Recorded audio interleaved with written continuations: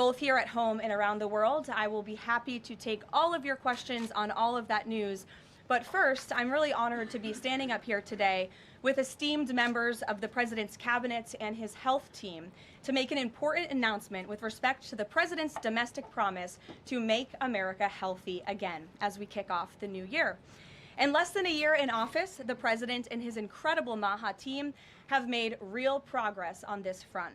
Here are just a few of the significant MAHA achievements thus far. More than a dozen food manufacturers and trade associations have made commitments to remove artificial and petroleum-based food dyes from their products. The Trump administration took strong action to bar hospitals from performing dangerous, irreversible, life-altering transgender procedures on children. The Trump administration announced funding awards to states through the Rural Health Transformation Program, an unprecedented $50 billion investment established under President Trump's One Big Beautiful Bill. The Trump administration has also worked with 18 states across the country to ban junk food purchases using SNAP benefits starting this year. And thank you for leading that effort, Secretary Rollins. Additionally, President Trump took historic action to secure most favored nation drug pricing and secured deals with major pharmaceutical companies to massively lower the cost of prescription drugs. And those effects are being implemented as we speak. Americans are going to continue to see the result of these incredible deals the president cut. And I know President Trump and this team behind me worked incredibly hard to lower those drug costs for Americans. On Monday, the CDC adopted common sense updates to America's childhood vaccination schedule based solely on the gold standard of science. This action empowers parents and physicians to make the best individualized decisions to protect our children, while also restoring much-needed confidence in our public health system. And as a MAHA mom myself, I'm very grateful for that. So thank you, Secretary Kennedy. To build on this progress, the Trump administration is now updating federal nutrition standards and guidelines to ensure that Americans have the most accurate, data-driven information supported by science and hard facts, not special interests or partisan ideology. President Trump has tasked two of the great individuals behind me, USDA Secretary Rollins and HHS Secretary Kennedy, with collaborating on this vitally important project. And today they are here to officially unveil the 2025 to 2030 dietary guidelines for America. These new guidelines are informed by the best and most reliable research on health and nutrition, particularly as it relates to the role of our diets and the prevalence of chronic disease in the country. They are also These guidelines are easy to read and understand, so every American, young and old, can access this information that literally has the power to change lives. But these are not just an updated guideline. These are the foundation to all federal food programs in our country. These new guidelines are going to update the food that is served to America's children in our public schools, to the plates that are served to our great men in uniform in our military, our veterans, and the food that they are consuming at the VA. And these new guidelines are also going to impact nutritional programs for the needy in our country, such as WIC and Head Start. Unfortunately, for decades, federal dollars has promoted low-quality, highly processed foods that lead to scores of long-term health issues, which means Americans have gone broke because of these health issues. Faulty dietary guidelines of the past stacked the deck against healthy eating and food options for everyday American families, which has fueled the chronic disease epidemic and jacked up the healthcare costs of households across the country. This failed approach in our public health system ends today. When these guidelines are followed, Americans will be saving themselves thousands of dollars. If we want to cut healthcare costs in our country, we must become a healthier country. According to the CEA, poor diet is the root cause of obesity, which accounts for $400 billion in medical spending each year. A healthier America will lead to a more affordable America. The new dietary guidelines from the Trump administration will ensure federal dollars go to real food to improve public health and therefore save the American people their hard-earned cash over the course of their lives. So with that, I am going to hand it over to Secretary Kennedy. The great people behind me will give remarks, and then we'll get into Q&A for the officials that are here on this specific topic. They will leave because they're all very busy people, and then I will open it up to Q&A with the rest of you. on the rest of the news in the world. So thank you, and we'll start with Secretary Kennedy. Thank you, Caroline. Thank you. Today marks a decisive change in federal nutrition policy, made possible by President Trump's leadership and the work of MAHA moms and public health advocates who demanded reform. Today, in accordance with President Trump's directive, Brooke and I will release the dietary guidelines for Americans 2025 to 2030, the most significant reset of federal nutrition policy in history. These guidelines replace corporate-driven assumptions with common sense goals and gold standard scientific integrity. These new guidelines will revolutionize our nation's food culture and make America healthy again. For decades, Americans have grown sicker while healthcare costs have soared. The reason is clear. The hard truth is that our government has been lying to us to protect corporate profit-taking, telling us that these food-like substances were beneficial to public health. Federal policy promoted and subsidized highly processed foods and refined carbohydrates and turned a blind eye to the disastrous consequences. Today, the lies stop.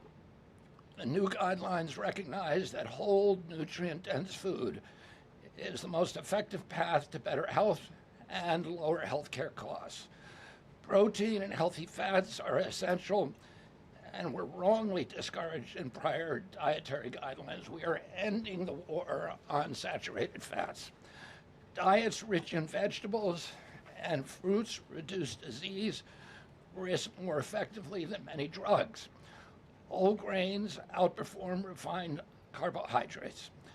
Added sugars, especially sugar-sweetened beverages, drive metabolic disease, and today our government declares war on added sugar. Highly processed foods loaded with additives, added sugar, and excess salt damage health and should be avoided. As Secretary of Health and Human Services, my message is clear: eat real food. Nothing matters more for healthcare outcomes, economic productivity, military readiness, and fiscal stability. The dietary guidelines shape dozens of federal feeding programs, including Head Start. These standards affect 45 million school lunches every day, meals for 1.3 million active duty service members, and food served to 9 million veterans in VA hospitals. Today begins the work of aligning those programs with affordable, whole, nutrient-dense food. Implementation requires coordination across the government. I'm working with many of my fellow cabinet secretaries to deliver results. I want to thank Bobby Mukamala, thank you very much, who is the president of the American Medical Association, for committing to mobilize the medical community on nutrition. And I thank also the American Academy of Pediatrics for partnering on this effort. I also look forward to working with Dr. Jay Bhattacharya and Dr. Marty McCary to fund and prioritize rigorous nutrition research at the NIH and at the FDA. The stakes are measurable and severe. A Johns Hopkins analysis estimates that 48% of every federal taxpayer dollar now goes to healthcare. The CDC reports that 90% of healthcare spending treats chronic disease. That means that 40%, 40 cents of every dollar that taxpayers pay in this country is going to treat diseases that could be averted through good food. The United States has the highest obesity and type 2 diabetes rate in the developed world. We spend 3 times more per capita than the European Union on health care, yet our life expectancy is 5 years lower, largely due to diet-related chronic disease. Our childhood obesity rate is 5 times higher than countries like France.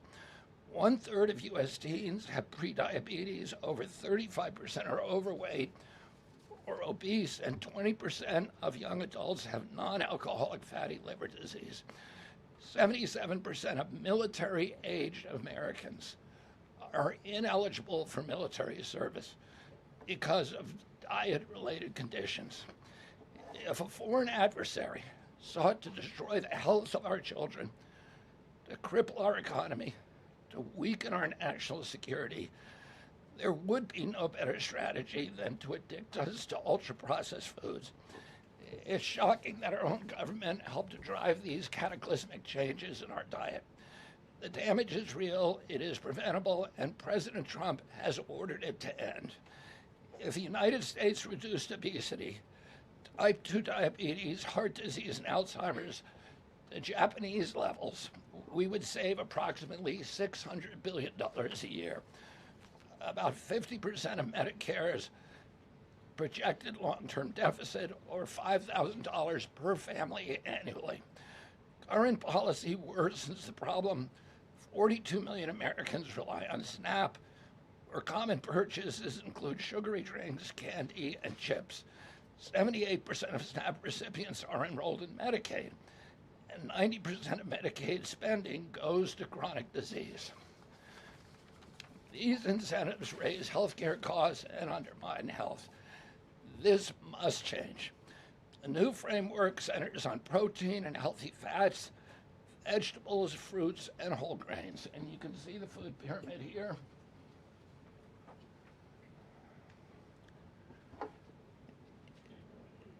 It's upside down, a lot of you will say. But it was actually upside down before, and we just righted it.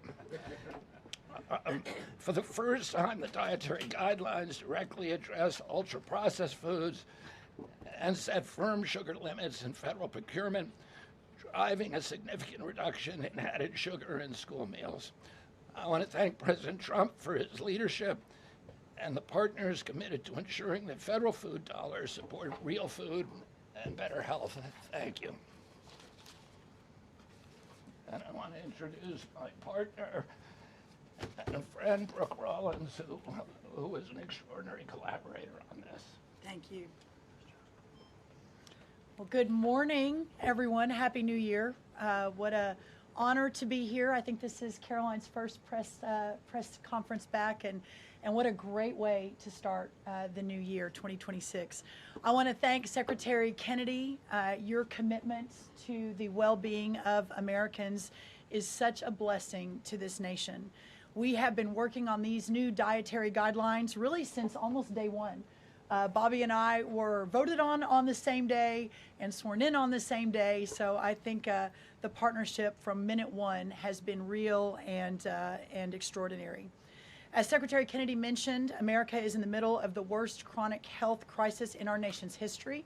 Over 40% of the roughly 73 million children in the United States have at least one chronic health condition, and nearly 90% of healthcare spending goes toward treating people with chronic disease.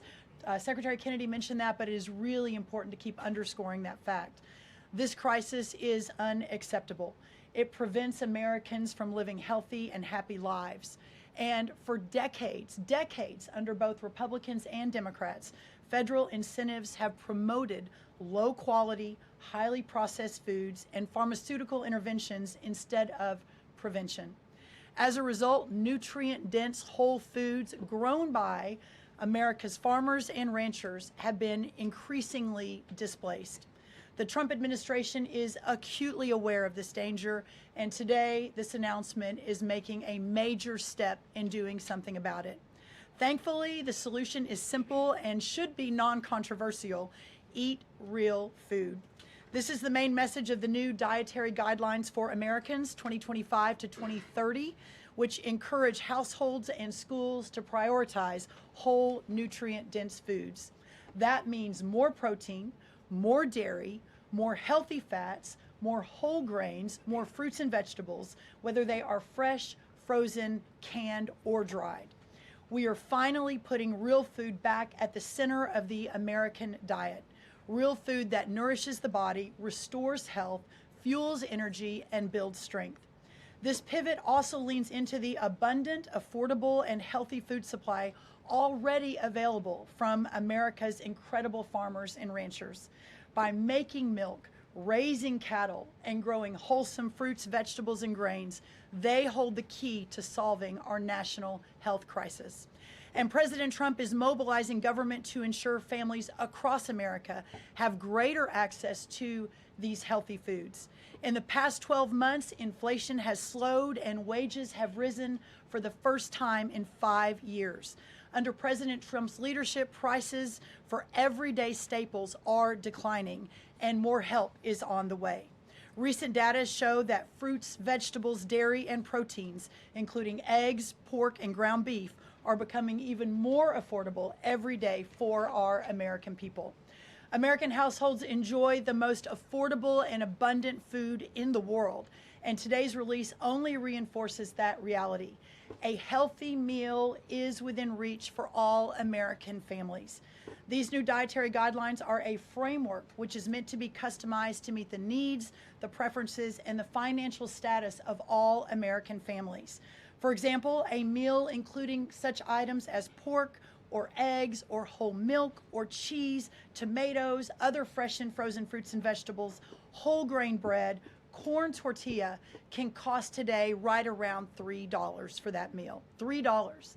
And soon USDA will finalize our stocking standards, which means that those businesses in America that take the SNAP benefit, what they are required to stock in order to take that benefit, by the way, that's almost 250,000 retailers across America, that very soon we will be finalizing that rule that will mandate all 250,000 retailers in America double the type of staple foods that they provide for America's SNAP households. This means healthier options will be in reach for all American families, regardless of circumstance, at levels never seen before in our country.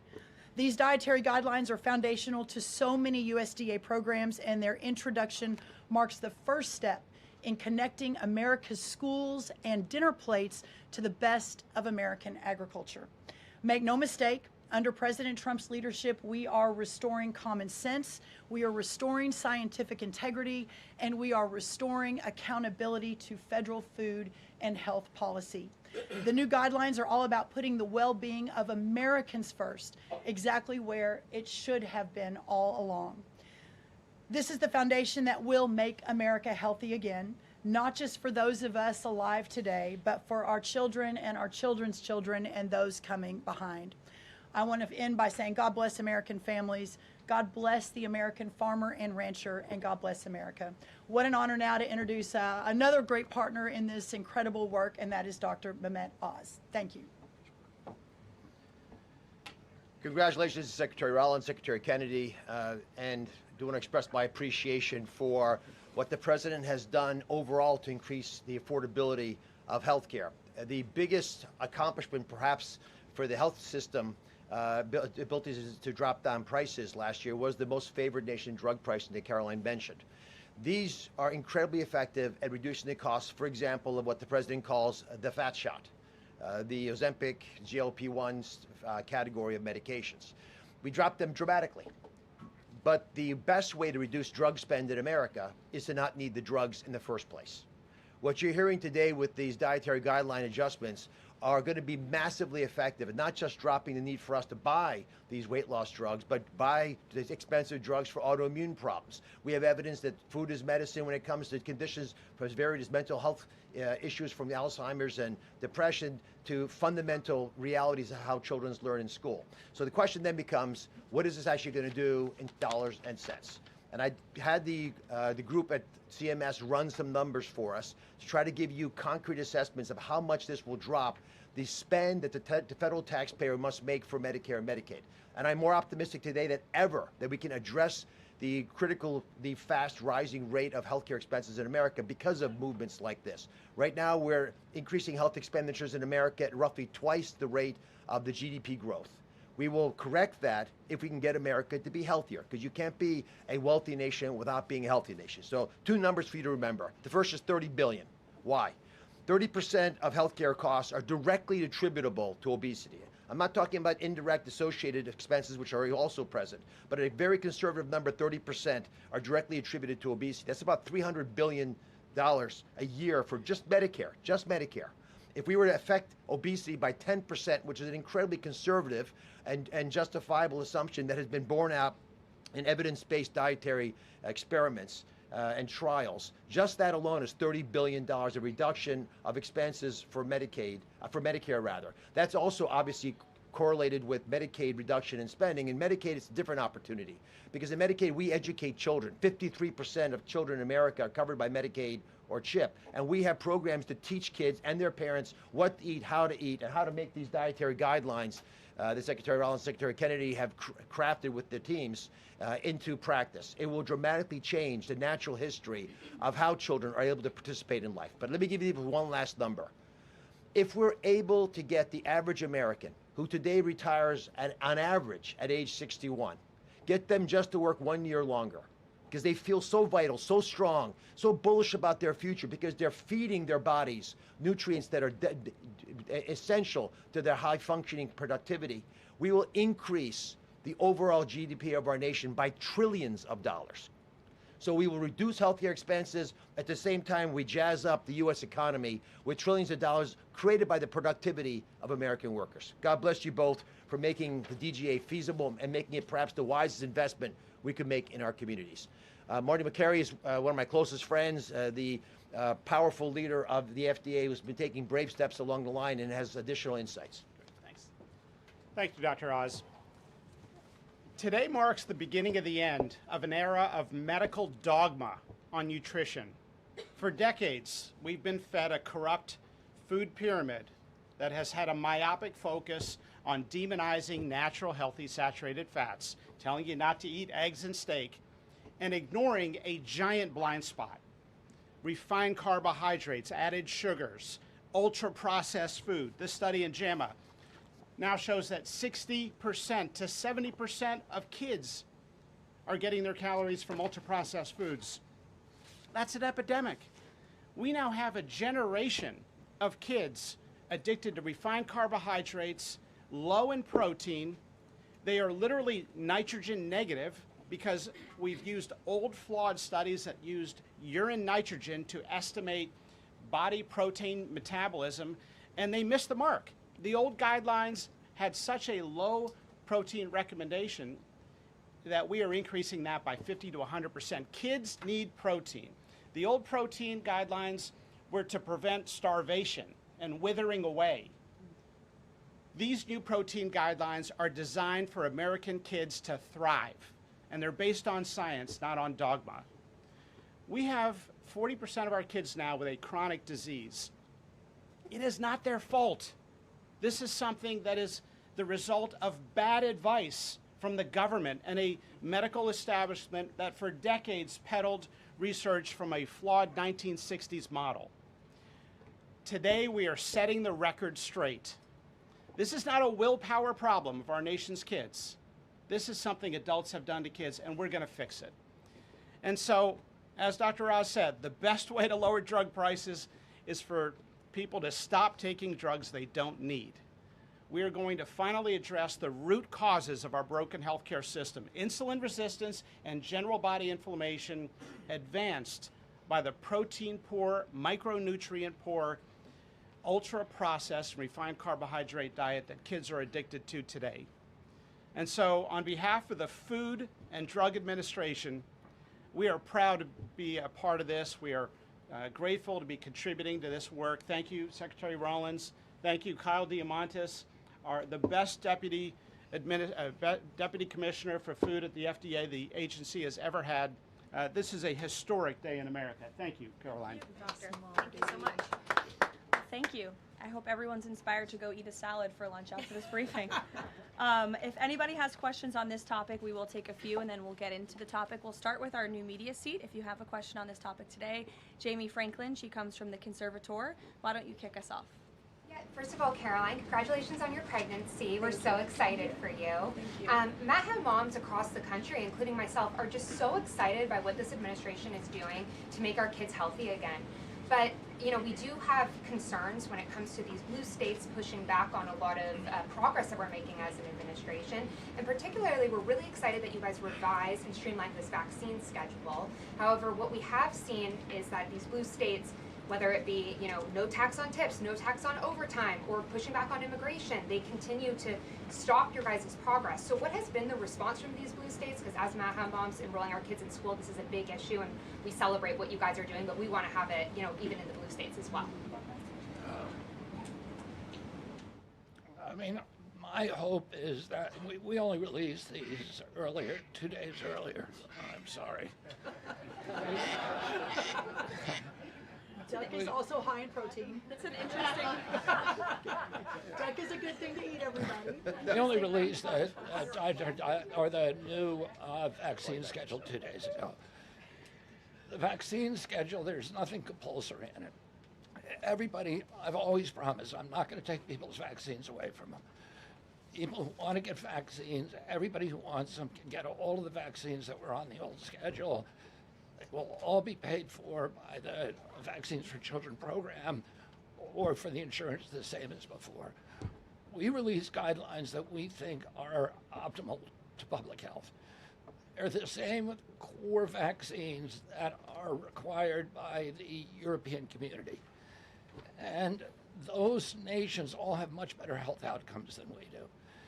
And they're based on their best science and also on their conviction that when you put too many vaccines on the program, it actually reduces compliance. It reduces uptake. And so we want to maximize the uptake of vaccines by making sure that Americans know we are making recommendations that are science-based, that are common sense, that are grounded in science.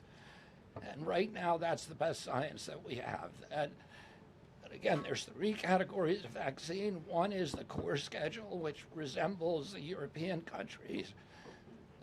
The second is for people who have vulnerabilities, for high risk, and that doesn't change at all. And then the third is shared decision making, which any vaccine that was on the old schedule, you can continue to get.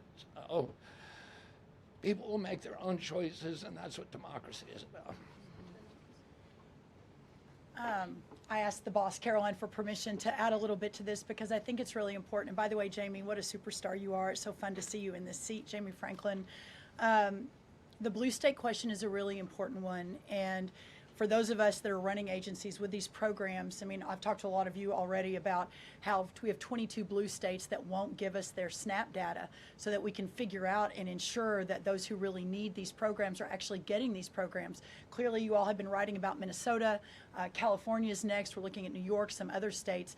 The amount of fraud in all of these programs is absolutely stunning. And the challenge is, I mean, from Medicaid, et cetera, I know, Dr. Oz, you've talked a lot about that. This is a significant problem. And I think who's really harmed in all of this conversation and when these blue states aren't partnering with us to try to do this right is we say blue states and red states, but in those states, there are all kinds of our citizenry and that aren't all Democrat or aren't all Republican. We had a poll that just came out that had about 85% of all Americans believe that states should turn their data over on SNAP so that we can figure out where the fraud is and ensure these programs are going where they need to go.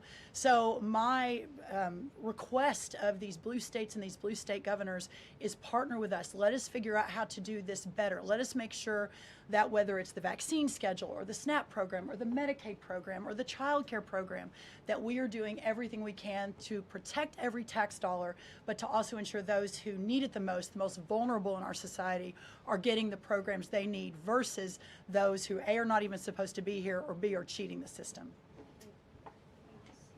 Jeff. Thanks, Caroline. One of the changes that was made had to do with alcohol. Secretary Kennedy or Dr. Oz, could you explain the science behind the new language on not saying 2 drinks for men and 1 drink for a woman every day would be healthy, and whether or not the industry had an impact on the language of moderation versus just saying alcohol is not healthy and you shouldn't drink it? So alcohol is a social lubricant that brings people together. In the best case scenario, I don't think you should drink alcohol, but it does allow people an excuse to bond and socialize, and there's probably nothing healthier than having a good time with friends in a safe way.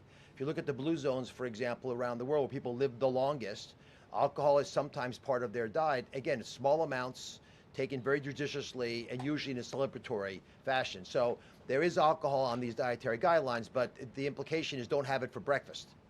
Right? This should be something done in a small amount with hopefully some kind of an event that might have alcohol added.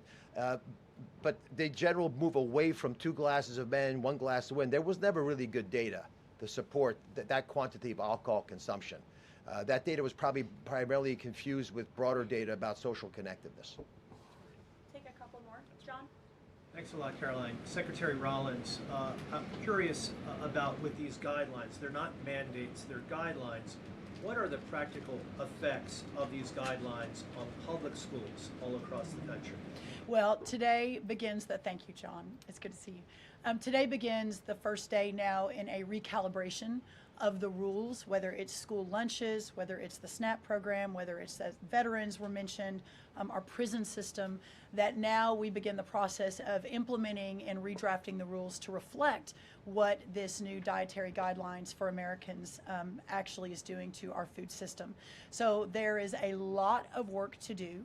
Nothing changes overnight, but as I think we've proven, this administration moves very, very quickly on all fronts, 7 days a week, 365 days a year, and so you'll begin to see some real changes coming very soon. As everyone is aware, for many of our most vulnerable in the margins in our communities, the school lunch is often the best place for our children to get the healthiest meal. Hopefully with stocking standards and reworking SNAP and the SNAP waivers we've done, that begins to change too. But right now, that is going to be the single most important, from my perspective, move forward, is the school lunches and making sure that we're getting the right amount, the best amount, and most nutrient-dense foods into the schools. Thank you. You also mentioned, Secretary Rollins, cost when you had your remarks a little bit earlier. Is eating healthier more cost effective? Is it cheaper than just having a diet of processed foods?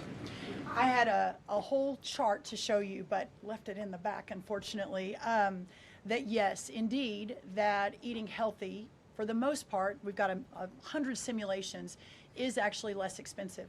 The challenge is the access to those healthy foods, especially in parts of America where they have food deserts. They don't have a H-E-B or a Kroger or a Central Market. These are all Texan grocery stores, but whatever similar across the country.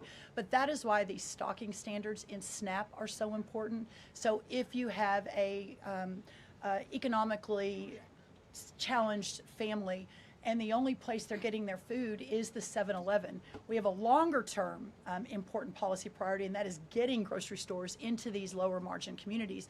But for now, requiring those retailers, those 250,000 retailers across America, to double their stocking of healthier foods, that will allow us to immediately get these better foods into all communities, but especially the most vulnerable. Thank you, John. Let me just add something to that. Brooke and I are working on a program. Affordability is the priority for the president. And we know we have to make it easy and accessible for healthy foods for every American. And we believe we can do that. We think affordable food is within reach of every American family. We are working on a education and information program that will allow American families all over the country to come onto our website and find the healthiest foods at the lowest cost for themselves. I'd also just add this.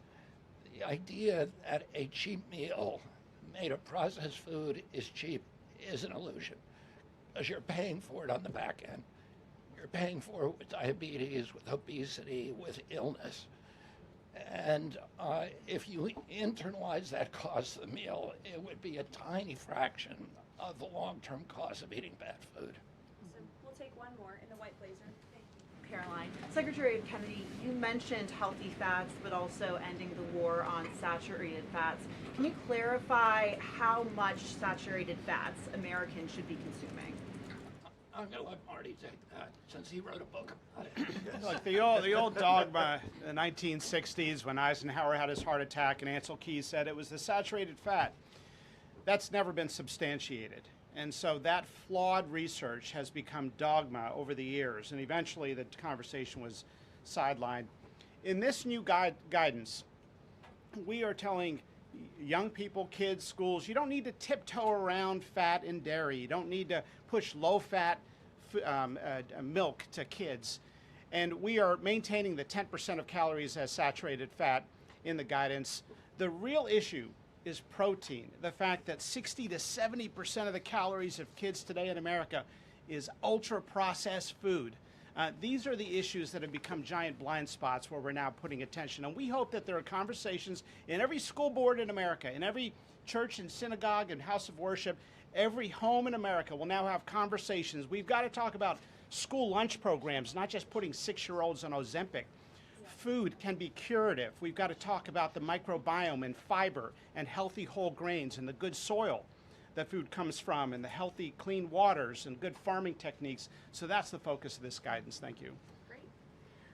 Some of you may be wondering why Dr. Carson is here. He is our National Nutrition Advisor working alongside Secretary Kennedy, and he's played a big role in this effort. So I want to thank you so much, Dr. Carson, for being here today.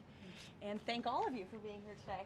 I know you're all very busy people, and these people have a lot of questions on things other than diet, I'm sure. So I'm going to get to work, and thank you guys so much for coming. Thanks, everybody. Thank you.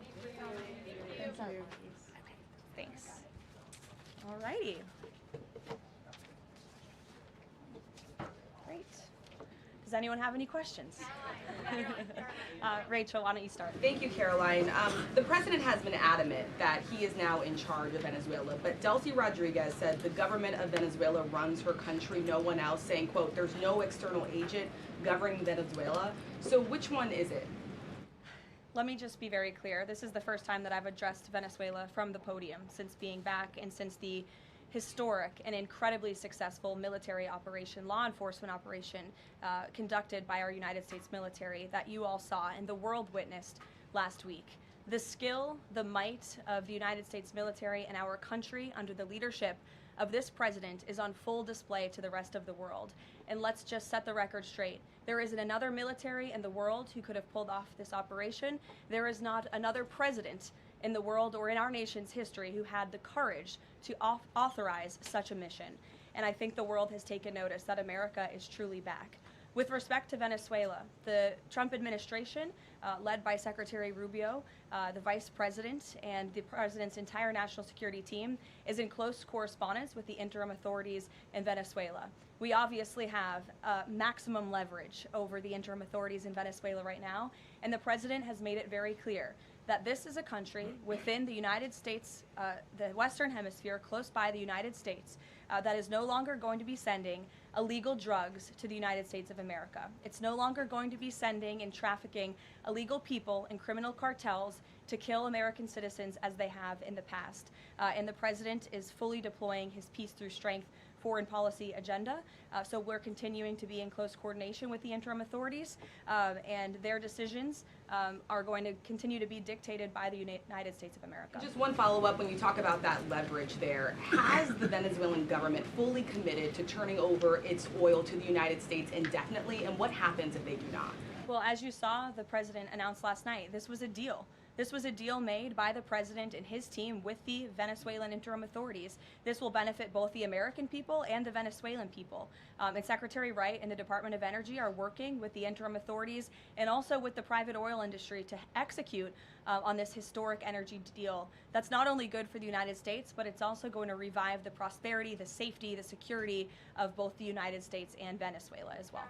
Ed. Following up on the oil part of this, the 30 to 50 million barrels of oil, how exactly is that going to work? You're getting it out of Venezuela into the United States? Yes, And then what? That's exactly right. So as you know, Ed, as the president announced last night, this was the sanctioned oil that was basically just sitting in barrels, sitting on ships because of the effective quarantine of the United States of America. And the interim authorities have agreed to release that oil to the United States, so it will be arriving here at home very soon. The United States government has already begun marketing Venezuelan crude oil in the global marketplace for the benefit of the United States, engaged the world's leading commodity marketers, key banks to execute and provide financial support for these crude oil and crude product sales. All proceeds from the sale of Venezuelan crude oil and products will first settle in U.S.-controlled accounts at globally recognized banks to guarantee the legitimacy and integrity of the ultimate distribution of proceeds, and those funds will be dispersed for the benefit of the American people and the Venezuelan people at the discretion of the United States government. It sounds like it requires a lot of private sector engagement and agreement And from there's the oil a- industry and the banking industry. That's Do you right. have that yet? There's a lot of private sector engagement that's happening right now. As you know, Secretary Wright, our energy secretary who's heading up this big project, is in Florida today meeting with some of these oil executives. And as we confirmed earlier, they will also be at the White House later this week. So they are absolutely eager to invest. They're eager about these opportunities. And Secretary Wright is a very well knowledgeable guy when it comes to oil and energy, and he's the perfect man for the job. Another corner of the world, Sure. real quick on Go ahead. Iran. Go ahead. So just to follow up on the oil, 30 to 50 million barrels is an initial tranche, if you will, and then what happens after that? What I won't get ahead of the plans that the president and his team are currently speaking with the interim authorities about, but rest assured, there is a long-term plan here. Secretary Rubio and the entire team are working diligently on it, and this is just sort of the first action that you all are seeing. Ed. Thanks, Caroline. So in order to get these oil companies to invest billions in Venezuela, how will the U.S. reassure that their workers will be safe in Venezuela? Could there be troops involved? At this point in time, as you know, there are no troops on the ground in Venezuela.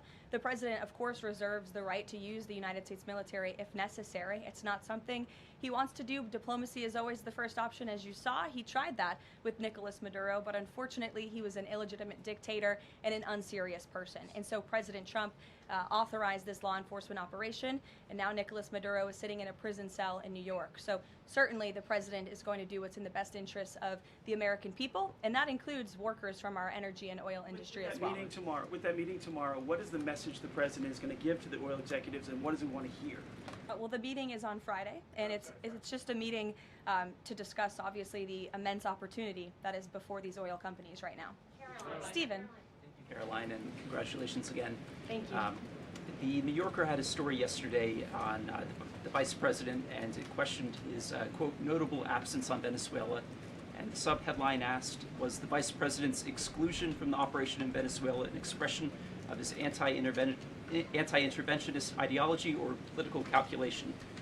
Would you be able to discuss the vice president's role in Venezuela policy? I did see that report in the New Yorker, and quite frankly, I laughed out loud because it's very clear it's a fake report that's trying to sow distrust and division amongst the president and his team. Let me just be very clear. The vice president has been involved in all policy. He is the right-hand man of the president on all policy matters, including Venezuela policy. He was, of course, read in and deeply involved in this operation from the very beginning.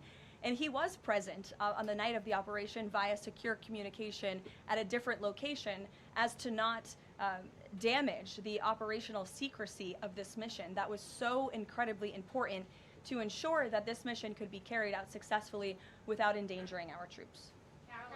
Sure. The U.S. seized a tanker recently. Russia specifically asked the United States not to seize that tanker. Does this action risk a larger conflict with Russia? I believe you're referring to the Bella 1 tanker that was seized this morning. The Department of Justice and the Department of Homeland Security, in coordination with the Department of War, did announce that seizure this morning for violations of U.S. sanctions. I've spoken about the enforcement of our sanctions policy at the podium prior to the new year, and this administration is going to fully enforce the sanction policy of the United States. The vessel this morning was seized in the North Atlantic pursuant to a warrant issued by a U.S. federal court after being tracked, and this was a Venezuelan shadow fleet vessel that has transported sanctioned oil, and the United States of America, under this president, is not going to tolerate that. I would also just add the vessel had a judicial seizure order, and the crew, so that means the crew is now subject to prosecution for any applicable violation of federal law, and they will be brought to the United States for such prosecution if necessary. Kelly. Caroline, Happy New Year to you. Thank you. You too. I'd like to talk to you about a couple of things real quickly. The first question about the Venezuelan people. As you know, there's some 8 million Venezuelans here, some of them celebrating in the streets. There are Venezuelans on the ground who are concerned about their safety. What does the Trump administration, what is it doing to actually help people in Venezuela understand that they will be secure throughout this transition? I think the fact that this president actually followed through on the long-held promise of the United States of America, the bipartisan promise to take down the illegitimate Maduro regime, should give assurance to the Venezuelan people and also Venezuelan Americans who fled this communist regime for a better life here at home, that this is a president who is serious about taking down illegitimate regimes and who is also serious about securing the security of the United States of America, including the Venezuelan American people. And I would just add that this is something that not just Republicans and President Trump have talked about for a very long time, but it is also something that Democrats have advocated for. In 2020, Chuck Schumer said that that at the time, President Trump had not brought an end to the Maduro regime. The Maduro regime is more powerful today and more entrenched today than it was when the president began. Now you hear Chuck Schumer out there saying this is reckless. The American people and the Venezuelan people should be in fear. But this is something that Chuck Schumer has long advocated for. Senator Chris Van Hollen, same thing, had said that the United States is going to use its leverage and influence to push for negotiations to transition to the truly elected leader. This was under President Biden. We know Maduro and his cronies don't want to go quietly into the night. The U.S. needs to work to ratchet up the pressure. Now, Senator Holland says it's an illegal act of war to get rid of Nicolas Maduro. So the hypocrisy is really astounding here, and thank you for giving me an opportunity to point it out, Kayla. Sorry, go ahead. Yes. So there are reports that the administration is demanding that Venezuela cut ties with China, Russia, Iran, and Cuba. Can you confirm? I'm sorry? Reports that the administration has essentially demanded that Venezuela cut ties with China, Russia, Iran, and Cuba. Can you confirm that? Well, those alleged demands were made in a classified briefing by Secretary Rubio, and I know that there's a lot of leaks coming out of these classified briefings, so I'm not going to confirm or deny or get into what the Secretary has said in classified settings to members of Congress. But I think that the administration has made it quite clear to the interim authorities in Venezuela that this is the Western Hemisphere, and American dominance is going to continue under this president. There have also been reports that the U.S. could potentially buy Greenland as one potential option on the table. What would such an offer look like? Is there anything monetarily you could provide, any details there? Well, that's something that's currently being actively discussed by the president and his national security team.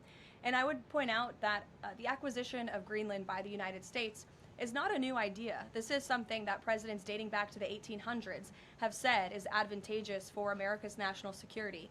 The president has been very open and clear with all of you and with the world that he views it in the best interests of the United States to deter Russian and Chinese aggression in the Arctic region.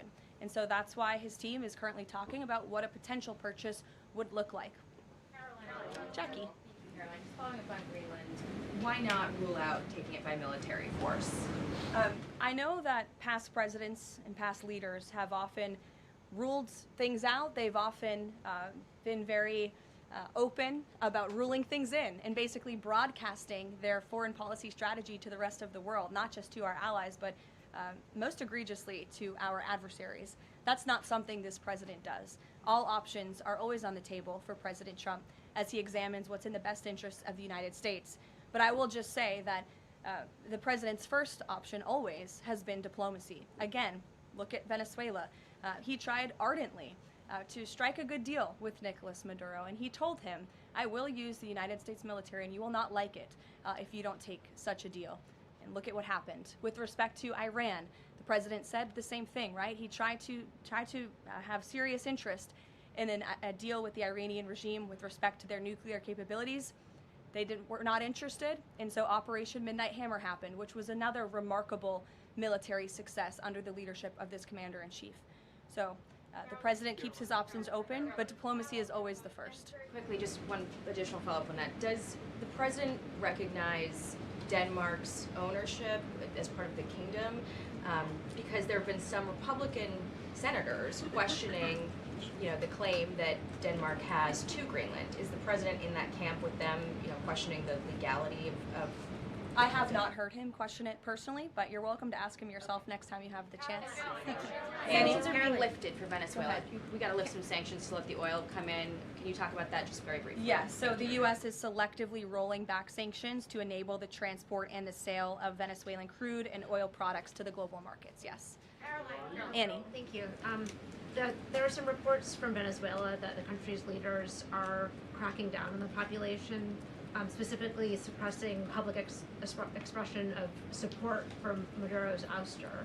Is that kind of behavior consistent with what the president wants to see, how the president wants to see the leaders take on the population? It would not be consistent, and I'll let the president's national security team speak further on that. I know they are well aware and tracking. Kelly. Two questions. One, on the seized vessels, the Bella, the Sophia, can you tell us where they're headed, what happens to any existing cargo, and you reference personnel but potentially facing prosecution. That's one thing I'd like to follow on. And then on the Bella. On the, yes, okay. And on Annie's question, if I could also ask, does the administration believe that the interim regime should release all political dissidents and prisoners and return detained Americans? That's not a question that I've personally spoken about to the president with, so I will let him answer that question. I don't want to make new policy at this podium today with respect to Venezuela. With respect to the two ships that you mentioned, I spoke with you about the Bella 1. There was another vessel this morning, the Sophia, that in coordination with the Department of War, the Department of Homeland Security apprehended it. This is a stateless, sanctioned, dark fleet motor tanker, and this occurred without incident. This vessel was operating in international waters and conducting illicit activities in the Caribbean Sea. The U.S. Coast Guard is escorting the Sophia to the United States for final disposition. To answer your question, Kelly, directly, this was through Operation Southern Spear. The Department of War is unwavering in its mission to crush illicit activity in the Western Hemisphere.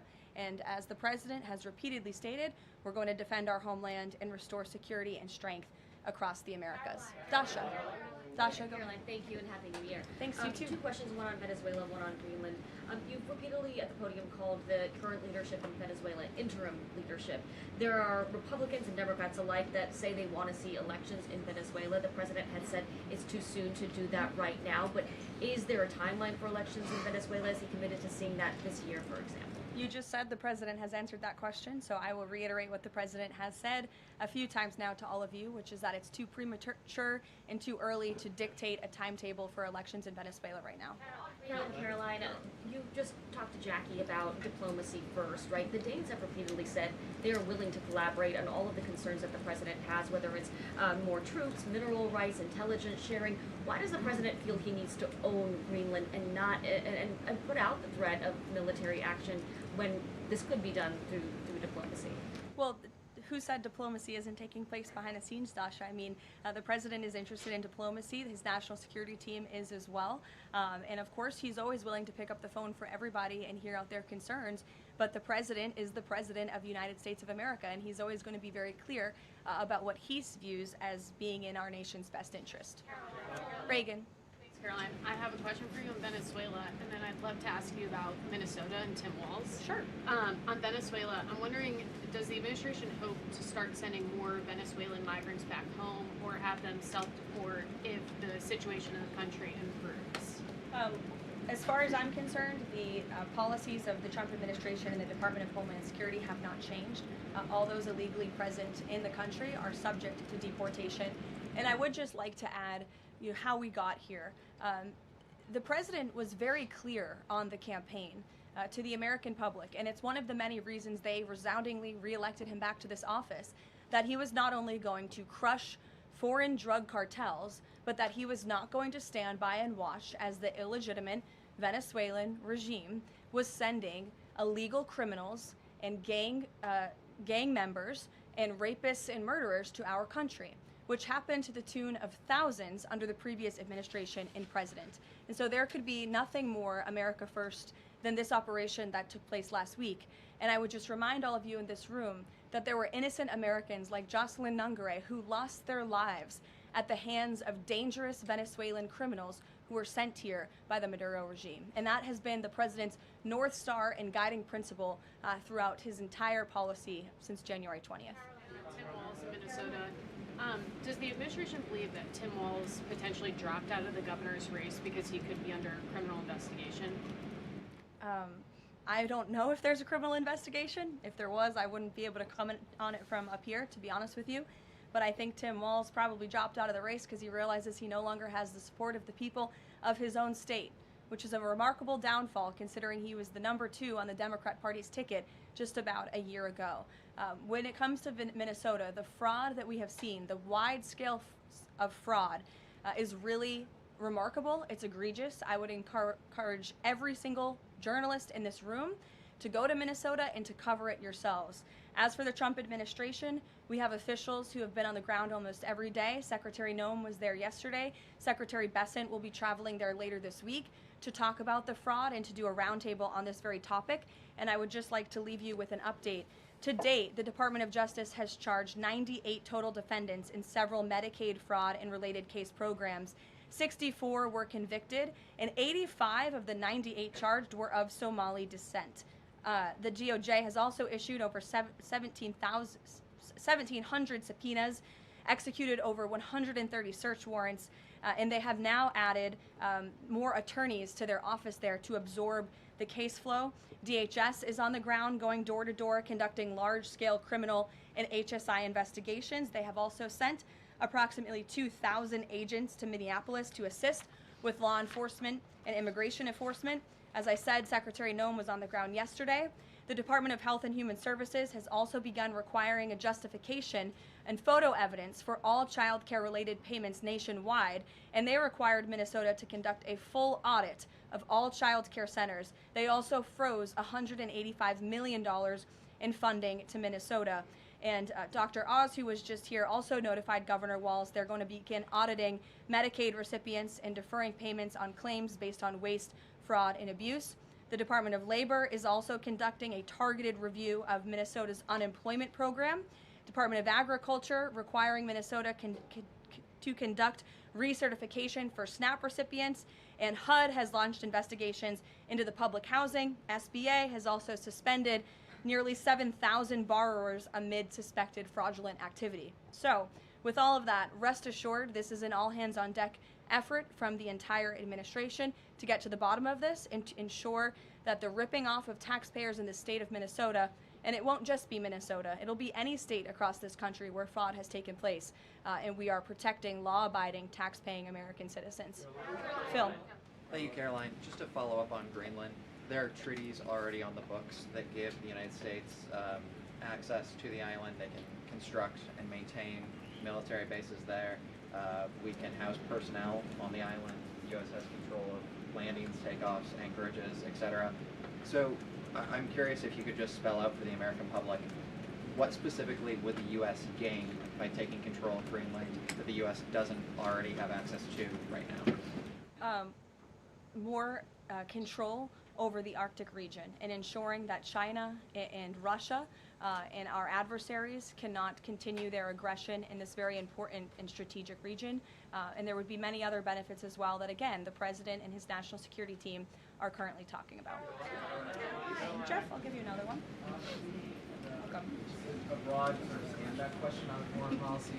Are you concerned about increasing tensions with Russia because of the tanker seizures? And how does the U.S. action in Venezuela impact the ongoing relationship with China and the President's relationship with President Xi? I think the President has very open, honest, and good relationships with both President Putin of Russia and also President Xi of China.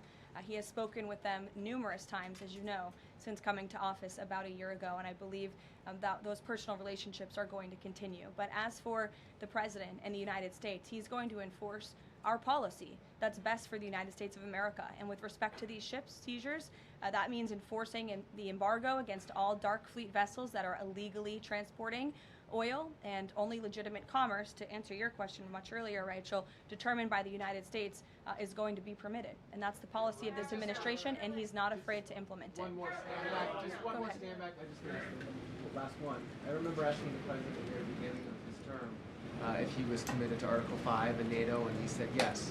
Has his stance on NATO or his commitment to NATO changed? Did you see his statement earlier today? He said, "We will always be there for NATO, even if they are not there for us." And I think that answers your question directly. Yes. Just to follow up on what Jeff was saying there, will the president commit that if any NATO members are attacked, the United States will come to it? Again, the president addressed this directly himself this morning after seeing the coverage from all of you in this room on television, and he made it very clear, we're always going to be there for NATO, even if they have not done right by the United States of America. And they have not, they have finally increased their defense spending at the request of this president, but it was only because of this president that they did that. We'll take a couple more. Michael, go ahead. Thank you, Caroline. Happy New Year and congratulations. Thank you. Two questions, You if I too. may. One on healthcare, one on Mexico. On healthcare, the president says he wants Republicans to be flexible on the Hyde Amendment in order to pass healthcare legislation. What is the White House's message to pro-life voters who say federal funding for abortion goes against their values? Well, the president did not change the administration's policy. It was President Trump who signed an executive order protecting the Hyde Amendment. It's the Trump administration that has taken multiple actions on various fronts to ensure that taxpayer dollars are not funding the practice of abortion. What the president was saying yesterday was Republicans, and frankly Democrats too, need to show a little bit more flexibility so we can actually get something done with respect to the issue of health care. Republicans have amazing ideas. The president himself, as we spoke about earlier, has launched this Most Favored Nation drug pricing initiative, has cut good deals with Big Pharma. He wants to see Republicans and Democrats too, if they're willing, codify those executive orders into law so that these good deals can remain and these prices can continue to be lowered long after this president and this deal maker in chief is gone. Presidents talked a lot about health savings accounts and giving more money back to the healthcare consumer rather than to these giant insurance companies, and he's been very outspoken and tough on them too, and I think you'll see more and hear more from him directly on that issue. So he wants to see Congress get something done with respect to health care, and that was the point that he was driving home yesterday. Mexico, Caroline, Haley, President Trump says the drug cartels are running Mexico. What action does he need to see Mexico's president, Claudia Sheinbaum, take to prove that she's in control of that country, in control of those cartels? And does the White House believe she's able to do that without U.S. intervention? Look, I think the president was speaking very candidly and frankly about the reality on the ground in Mexico. Haley. Caroline, Happy New Year. I wanted to Thanks, ask you you too. about the seized tanker, the Vela. There were reports before this that Russia had sent a submarine to escort it. Was there any engagement with that submarine? And then was the deconfliction line with Russia used ahead of boarding that? Again, this was a Venezuelan shadow fleet vessel that has transported sanctioned oil. The vessel was deemed stateless after flying a false flag, and it had a judicial seizure order, and that's why the crew will be subject to prosecution. Mary. On Colombia, the president talked over the weekend and suggested that he would be open to an operation there. Should the president of Colombia be expecting Delta Force anytime soon? And then I had another one for you on California. That would be a very unwise question for me to answer, to weigh into. What's your next question? On California, can you share any more about the fraud investigation? The president said that there was one. Who's being investigated and where is it starting? Again, this is going to be a all-hands-on-deck government-wide effort. The president has directed all agencies across the board to look at federal spending programs in not just Minnesota, but also in the state of California to identify fraud and to prosecute to the fullest extent of the law all those who have committed it. Take one more. Sure. Thank you. Caroline, yesterday was the 5-year anniversary of January 6th. Democrats and mainstream media continue to push their big lie that it was an insurrection and that police officers died that day. The reality is that 4 Trump supporters died on January 6th and 2 women were killed by January 6th police. Everybody knows Ashley Babbitt was shot in cold blood by Capitol Police Officer Michael Byrd, but there was another woman, her name was Roseanne Boyland from Georgia, and she was pepperballed, gassed, and ultimately brutally beaten with a stick by January 6th police officer Lila Morris. The Biden administration and mainstream media lied and told Americans Roseanne Boyland died of a drug overdose on Capitol steps. Her family is now asking for an investigation.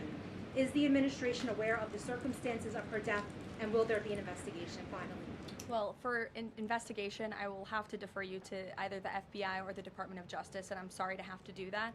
But with respect to all of the facts that you just laid out, the White House relished the opportunity yesterday to actually create a new website to share the facts with the American public, but also all those in this room. We knew the media would be covering January 6th quite a bit because they think it's something that the American people are still believing their lies on. They think it's something that still helps their case against this president. Obviously not, or else he wouldn't have been reelected in an overwhelming fashion in November of last year. And so I would encourage everyone to take a look at the website. It's quite well done. And thank you all very much. It's great to be back with you.